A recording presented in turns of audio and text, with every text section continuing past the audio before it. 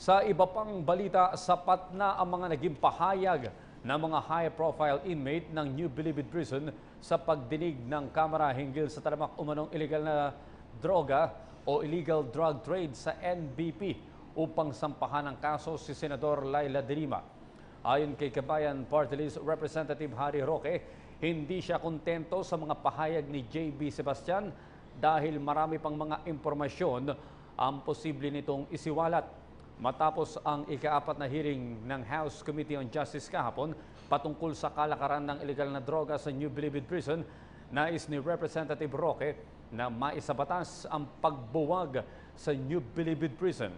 Nais din niyang magpanukalan ng batas na si sentro sa campaign financing ng mga kandidato para hindi na nangangalap pa ang mga tumatakbo sa eleksyon ng pera mula sa maruming pamamaraan. At dahil din sa investigasyon, nais ni Atty. Roque na palakasin ang AMLAC at gawin ito ng sariling ahensya upang mamonitor ang mga bilyong-bilyong perang labas-pasok sa mga bangko mula sa mga organized crime groups.